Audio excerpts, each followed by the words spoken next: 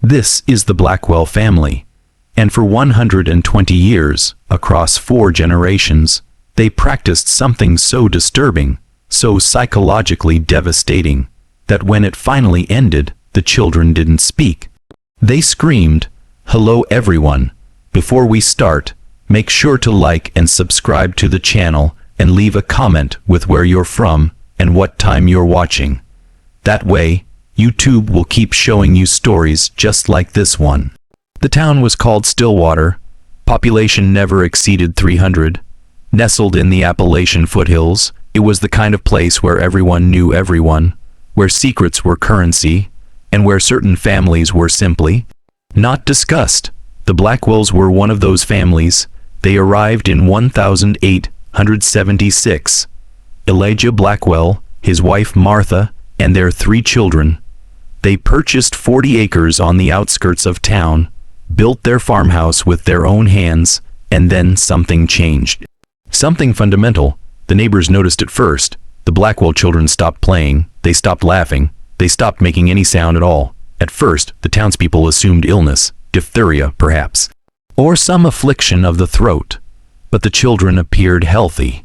They worked the fields, they attended church, sitting rigid in the back pew, and they moved through the world in absolute, suffocating silence.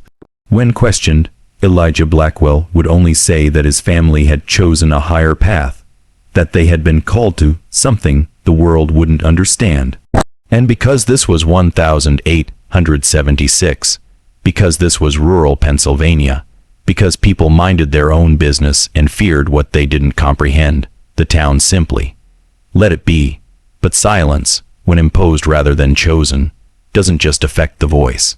It rewires the brain, it reshapes the soul, and what was happening behind the walls of that farmhouse, what was being passed down from parent to child like a genetic curse, would eventually demand to be heard.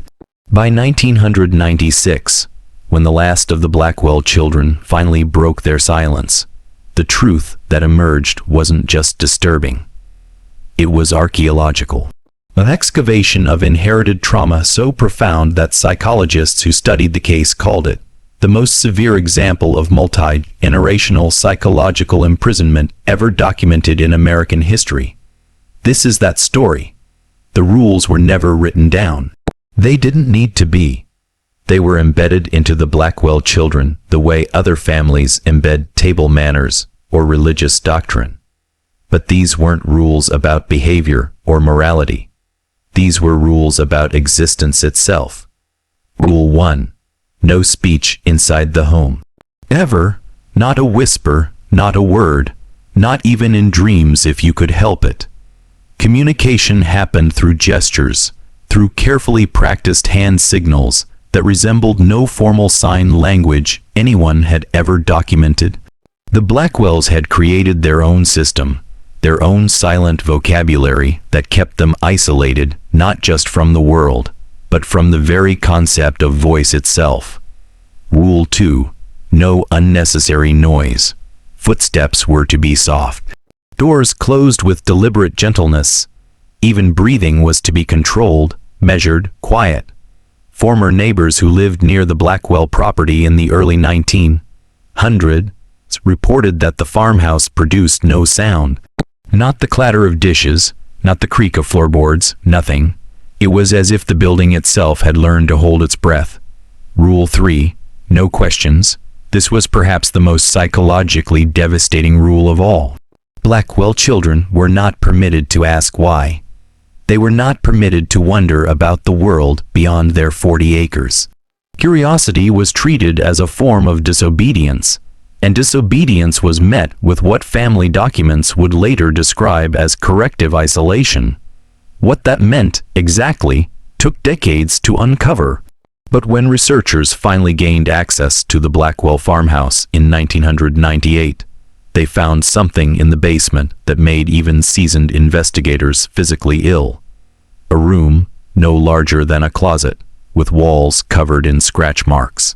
Hundreds of them, thousands, carved into the wood by small fingernails over the course of a century. The children called it the quiet place. When they broke a rule, when they made a sound, When they failed to suppress their basic human need for expression, they were locked inside.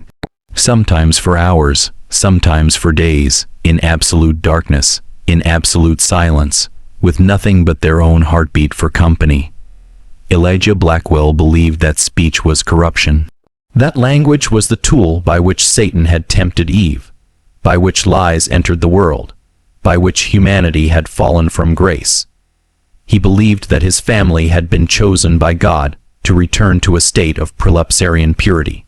Before words, before deception, before sound itself, it was a belief so absolute, so consuming, that he made his children swear an oath on their 7th birthday, an oath never to speak, an oath never to break the silence, an oath that would bind them not just for their lifetime, but for the lifetimes of their children, and their children's children, for 120 years. By the time Elijah died in 1923, the practice was already generational. His children, now adults, had married within isolated communities, had children of their own, and continued the tradition, not because they believed in it anymore, most of them didn't, but because they didn't know how to stop, because silence had become their identity, because sound itself had become a source of existential terror. By 1950, the Blackwell family had split into 3 branches. Each maintained the silence. Each passed it down like a genetic disease. But it was the main branch, the direct descendants who still lived in the original farmhouse, who maintained the practice with religious fervor. Margaret Blackwell, Elijah's granddaughter, had 7 children between 1945 and 1958. All of them were raised in total silence. None of them attended public school. They were homeschooled, if you could call it that, using slate boards and hand signals. They learned to read, to write, to perform basic mathematics.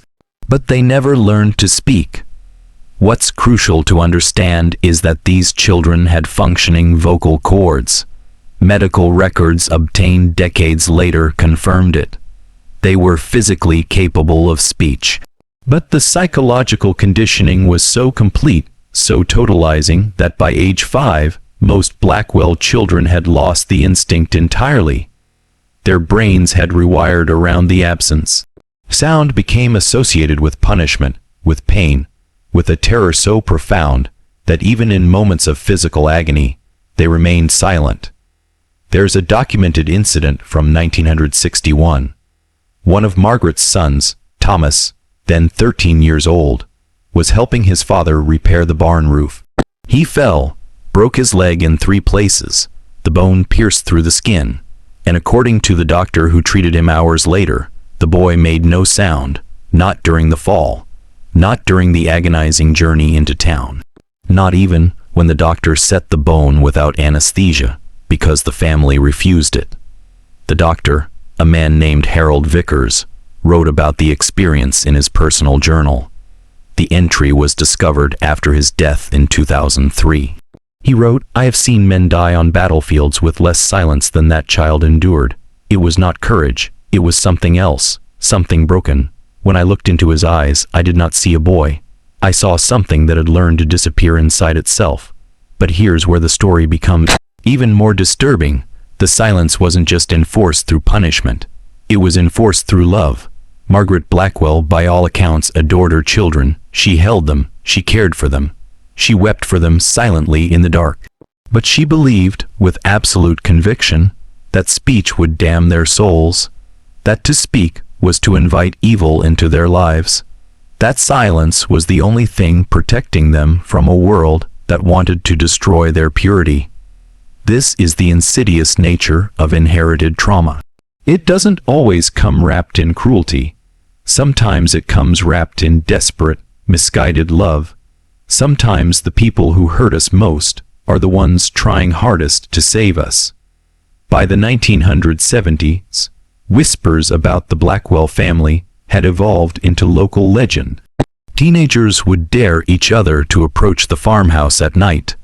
Some claimed they heard humming, a low, almost inhuman sound that seemed to come from the walls themselves.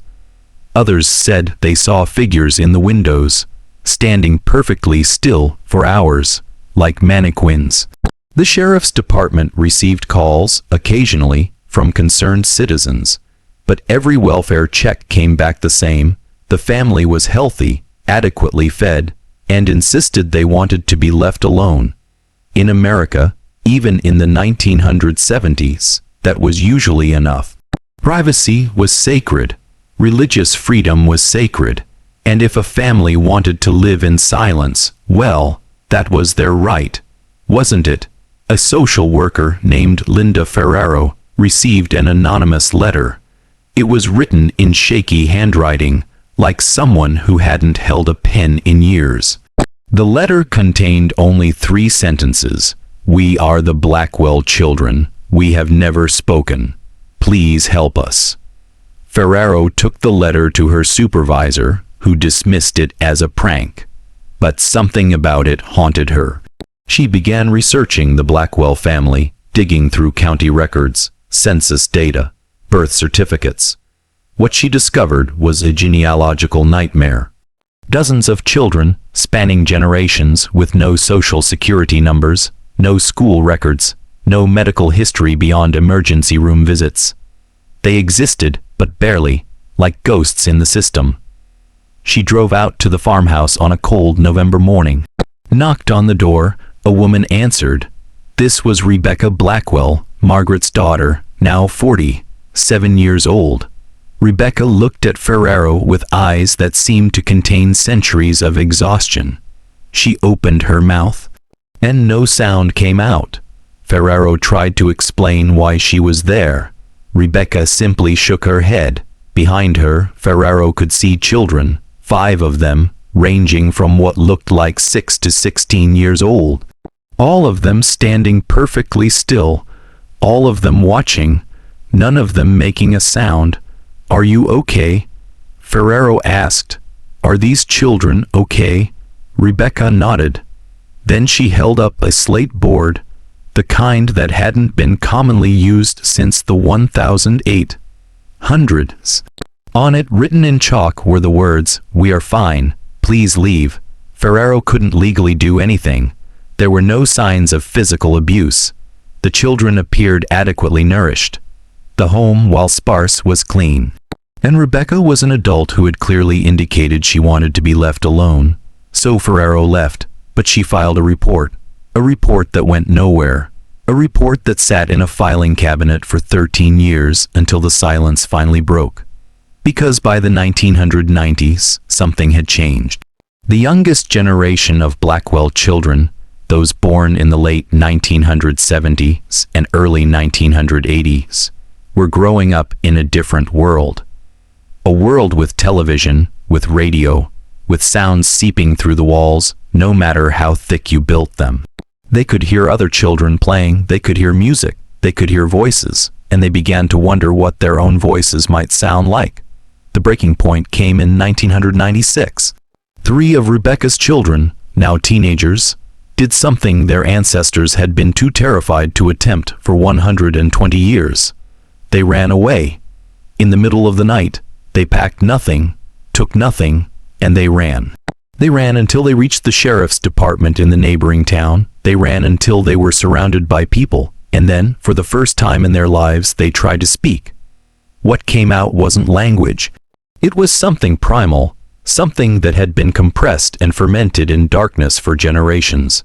The deputy who found them described it as the sound an animal makes when it's been trapped too long. They screamed. They wailed. They made sounds that didn't resemble human speech because they had never learned how to shape sound into words. The oldest, a girl named Sarah, was 17. She had a functioning vocabulary of exactly 0 spoken words. But she could write, and what she wrote, in frantic, desperate sentences, would finally expose what had been happening in that farmhouse for over a century. The investigation that followed was unlike anything the county had ever seen. Psychologists, linguists, trauma specialists, even anthropologists descended on Stillwater, because the Blackwell children weren't just victims of abuse. They were a living study in what happens when you remove language from human development. Sarah and her 2 brothers, Daniel and Michael, were placed in emergency foster care. But they couldn't be placed together. They couldn't be placed with other children because they didn't know how to exist in a world with sound. Normal conversation physically hurt them. The pitch and volume of everyday life triggered panic attacks so severe they would collapse into catatonic states that lasted hours. Dr. Evelyn Marsh, a developmental psychologist from Johns Hopkins, spent 6 months working with Sarah. Her findings were published in 1999 in a paper that would become one of the most cited works in trauma psychology. Dr. Marsh wrote, Sarah's brain had adapted to silence the way a deep-sea creature adapts to pressure. Exposure to normal auditory stimuli was, neurologically speaking, like bringing that creature to the surface too quickly. The decompression was catastrophic. But it wasn't just sound that traumatized them, it was choice. The Blackwell children had never been allowed to make decisions. What to eat, what to wear, when to sleep, how to move through space. Everything had been controlled. When presented with options, even simple ones, they would shut down. The weight of autonomy was too much. If you're still watching, you're already braver than most. Tell us in the comments. What would you have done if this was your bloodline? Meanwhile, back in Stillwater, the authorities had finally entered the Blackwell farmhouse. What they found inside confirmed the worst suspicions. Journals dating back to 1876, documenting every aspect of the silence. Detailed instructions on how to train children not to speak. Punishment logs. Medical observations. It was all there, written in calm, methodical handwriting, as if they were documenting a scientific experiment rather than the systematic, psychological destruction of children. But the most disturbing discovery was in the attic. Dozens of wooden dolls hand-carved, each one with its mouth sewn shut with black thread. The Blackwell children had made these dolls, generation after generation, as a way to process what was being done to them.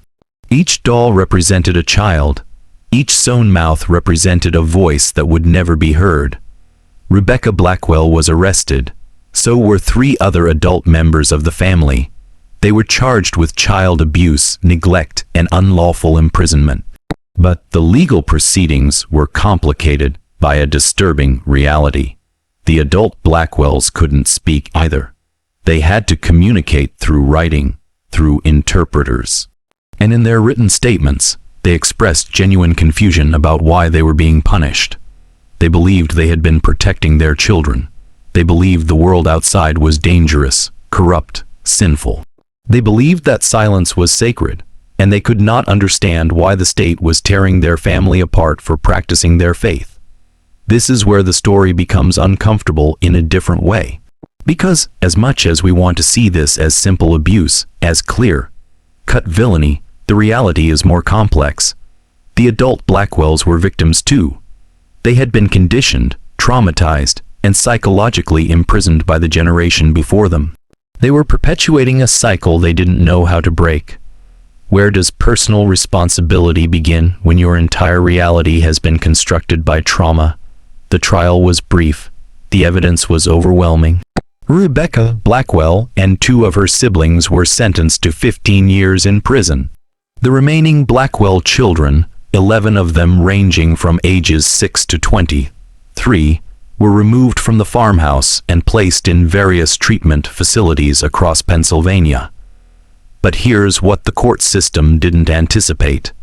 These children didn't want to be saved. Not in the way society defined salvation. They wanted to go home. They wanted to return to the only life they had ever known, even if that life had been built on silence and fear.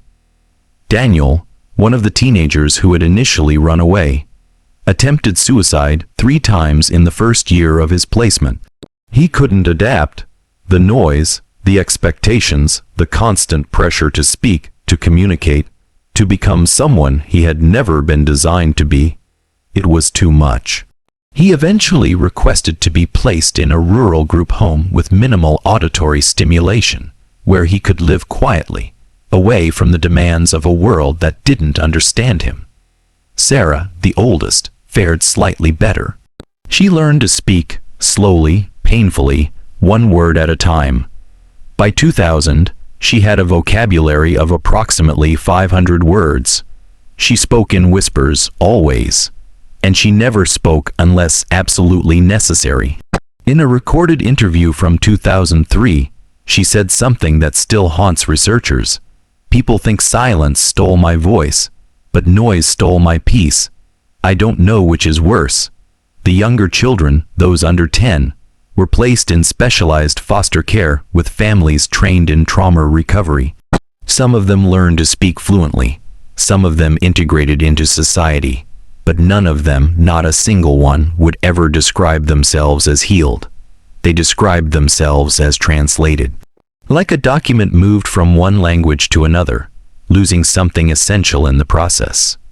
Michael, the middle brother, never spoke again. He's now 44 years old, living in a supervised apartment in rural Ohio. He works as a night janitor at a library. He communicates through text-to speech software on his phone, and according to his caseworker, he's content, not happy, but content. He exists in the space between the world he left and the world he entered, belonging fully to neither. The Blackwell farmhouse was seized by the state and demolished in 2001, but before it was torn down, it became an unlikely pilgrimage site. Psychologists, historians, journalists, they all wanted to walk through the rooms where this had happened. They wanted to stand in the quiet place. They wanted to understand. But understanding never came. Because the Blackwell silence wasn't something you could study and comprehend. It was something you had to feel. And most people, when they stood in that farmhouse, when they felt the weight of a century's worth of suppressed voices pressing down on them, left quickly. Some reported nightmares for weeks afterward.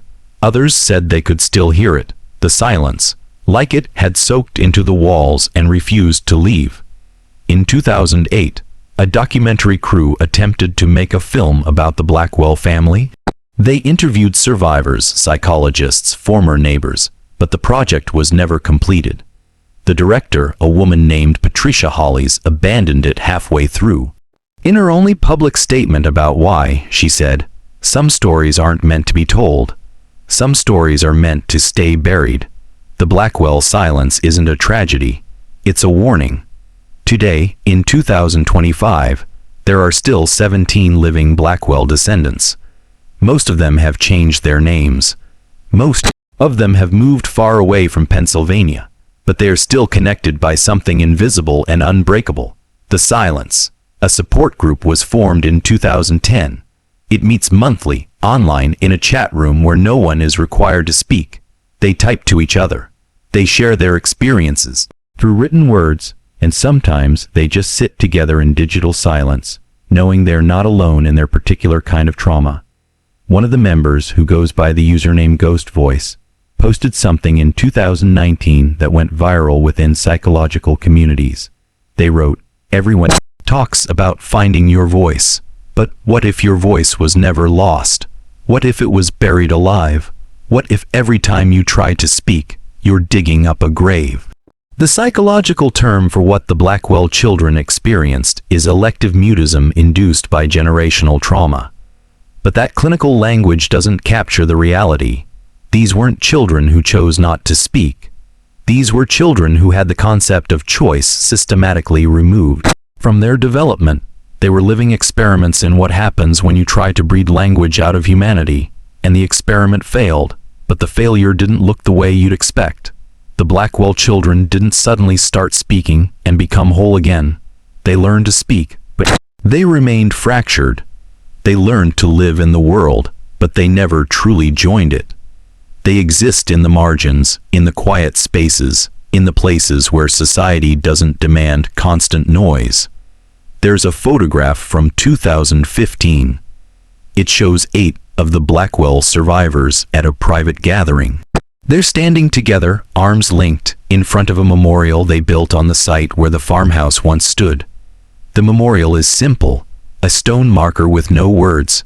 Just a single carved image of a mouth, open as if mid-scream. None of them are smiling in the photograph, but they're together. And that's something.